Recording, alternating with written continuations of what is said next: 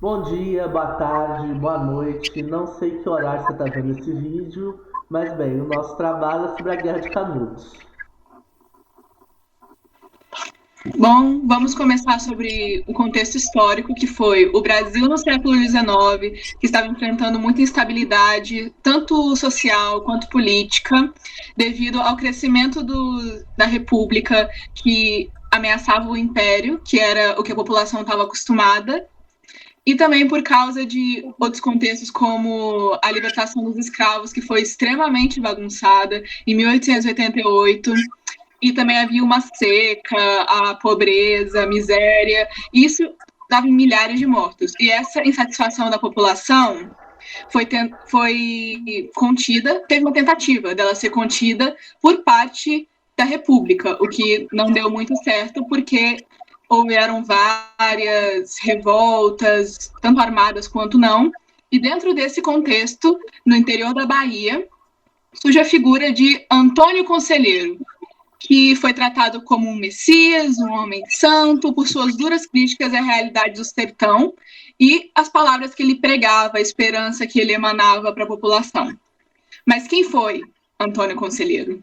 Antônio Vicente Mendes Maciel, nascido em 1830, ele foi um ex-seminário. Ele fazia um seminário para ser padre, mas ele abandonou tudo, inclusive sua família, seu emprego, em 1861, para vagar pelo sertão, espalhando a palavra, rezando, indo de vilarejo em vilarejo, jejuando, ajudando em reformas na igreja e dando conselhos de cunho religioso, pregando que a situação dos sertanejos era fruto do afastamento deles com a palavra divina e que tudo seria solucionado se o Estado não tivesse afastado tanto ou inferiorizado à influência da igreja sobre as leis.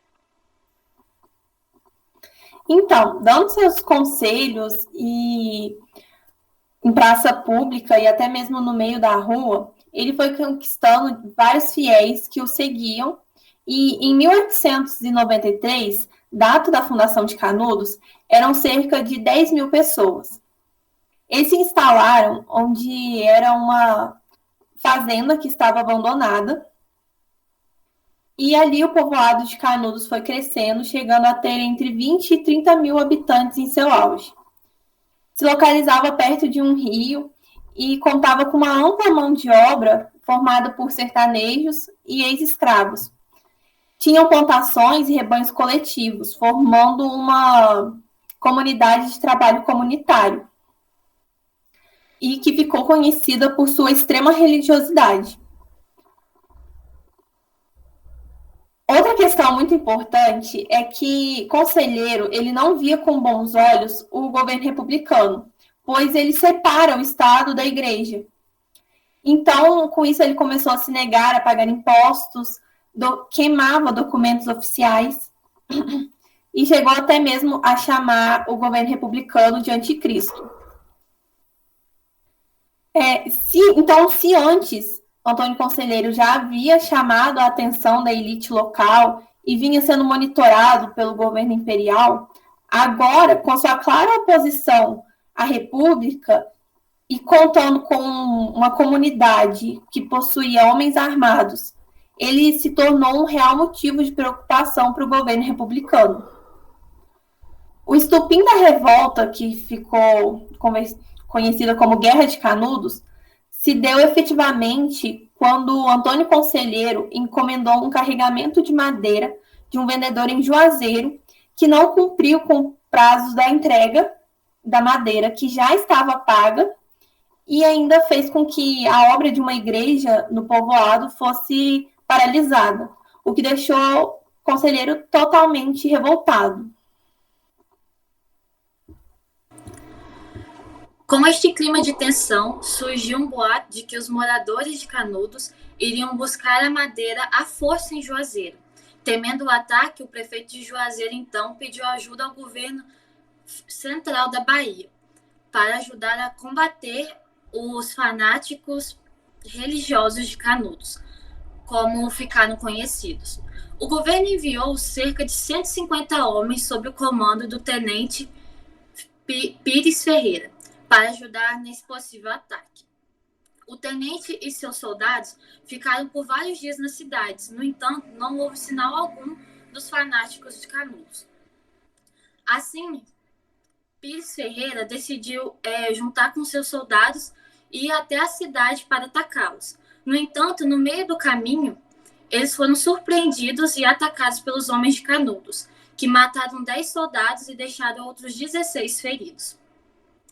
Conta-se que os soldados atacados diziam que os conselheiristas vieram como em procissão, cantando canções religiosas e rezando, e que subitamente, no meio da madrugada, os atacaram.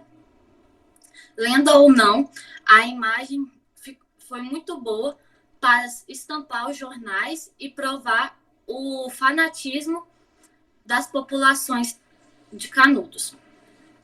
Quando essa história chegou ao Rio de Janeiro, então capital do Brasil, ela foi vista como uma verdadeira afronta à República, visto que o conselheiro e seus seguidores eram totalmente assumidos como contra a República. Assim, uma nova expedição seria criada e comandada a Canudos. Com tamanha afronta, essa segunda expedição foi enviada para Canudos, tendo sido o Major Febrônio de Brito a liderar essas forças. Em novembro de 1896, o Major partiu para Canudos com 600 homens e 2 canhões, tendo as tropas chegado ao redor de Canudos em janeiro de 1897, porém com muitas dificuldades devido ao clima árido, seco e quente da Caatinga no sertão, tendo visto que estávamos em janeiro, auge do verão, além do fato de que o terreno ao redor de Canudos era extremamente acidentado, o que dificultava a passagem dos homens e dos canhões. Conselheiro, ao saber de tamanha dificuldade das tropas a chegarem a Canudos, disse que isso era um sinal de Deus, que a dificuldade de seus inimigos em chegar ao vilarejo seria resultado da bênção divina, que já o estaria protegendo de seus inimigos. Sendo assim, na noite de 17 de janeiro de 1897, os homens de Conselheiro atacaram as tropas do Major, que logo foram derrotados e partiram em retirada. Com a notícia chegando à capital, o Rio de Janeiro, de que mais uma expedição havia falhado em destruir Canudos, começou a deixar aflito a população e os políticos, porque o que parecia uma causa pequena começava a tomar uma proporção maior, e também os jornais começaram a acusar Conselheiro de querer reviver a monarquia no Brasil.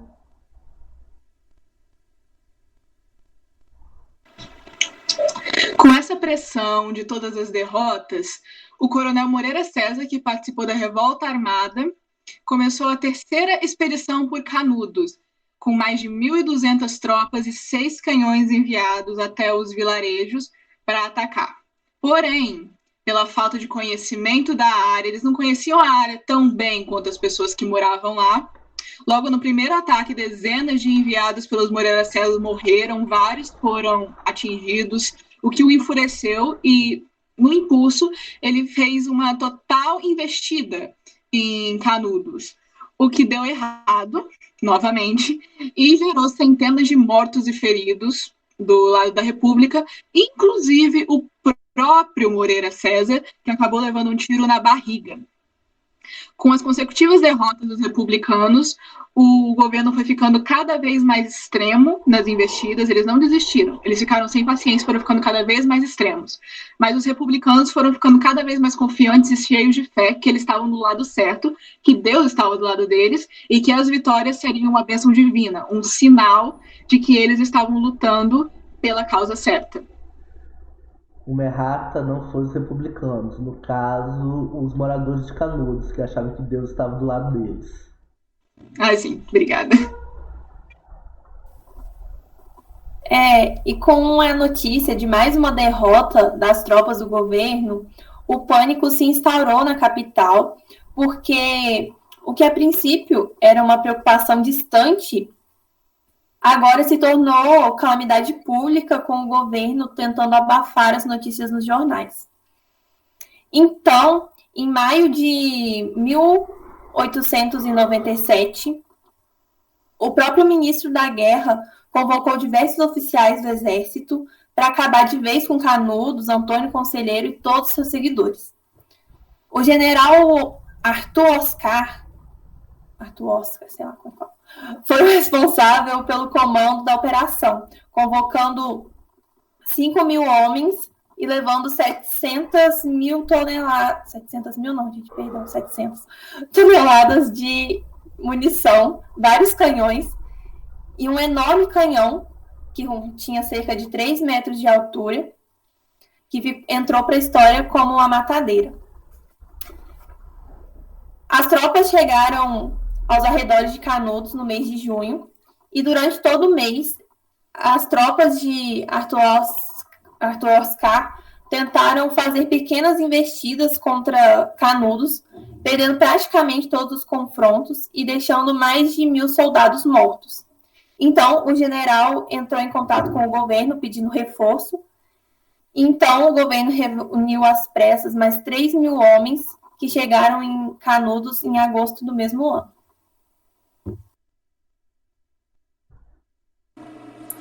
Com os frequentes ataques dos habitantes de Canudos e as derrotas nas investidas, Arthur Oscar decide então autorizar o uso da matadeira, do canhão à matadeira, que começa a destruir a cidade de Canudos lentamente, começando pela igreja local. Com a vantagem obtida pelos disparos do canhão, depois de um mês de combate, a cidade de Canudos estava completamente devastada, com milhares de mortos. No dia 22 de setembro de 1897, Antônio Conselheiro morreu. Não se sabe a causa de sua morte. No entanto, entre os historiadores, defendem a ideia de que ele poderia ter morrido por problemas intestinais, tendo em vista as péssimas condições dentro do povoado em cerco. 15 dias após a sua morte, os seus seguidores ainda estavam em luto e sofrendo com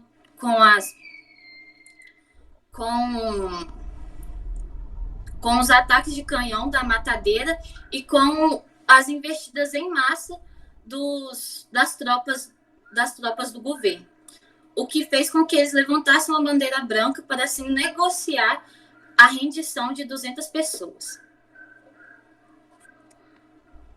2 dias após essa rendição, o exército republicano avançou sobre o vilarejo e o tomou de vez, degolando sobreviventes, tomando algumas mulheres e crianças como espólios de guerra e incendiando o que restava do povoado, no que ficaria conhecido como um dos piores massacres da história da nossa Primeira República. Terminava assim a Guerra de Canudos e se consolidava mais um pouco o poder da então Nova República, que acabara de eliminar exemplarmente mais uma revolta contra seu poder. No caso, uma insurgência fanática religiosa e monarquista. E como bem disse Euclides da Cunha no final de seus Os Sertões, o episódio de Canudos figura entre as loucuras e os crimes das nacionalidades. O corpo de Antônio Conselheiro foi desenterrado em sua cova rasa, decapitado, e sua cabeça foi levada para ser exposta em Salvador, capital da Bahia. Esse episódio da nossa história inspirou diversas obras, como o próprio livro Os Sertões, de Euclides da Cunha, que fora correspondente da Folha de São Paulo durante a Guerra de Canudos, A Guerra do Fim do Mundo, do escritor latino-americano Mário Vargas Llosa, e o filme Guerra de Canudos, de Sérgio Rezende, entre outras várias obras. Por fim, ao analisarmos a história de Canudos e seu fim, vemos uma luta de 2 Brasis, de uma elite com seus interesses pessoais e dos miseráveis e desvalidos, ao qual não interessavam nem a elite, nem o seu projeto de nação. Bem, obrigado, gente. Foi essa a nossa apresentação.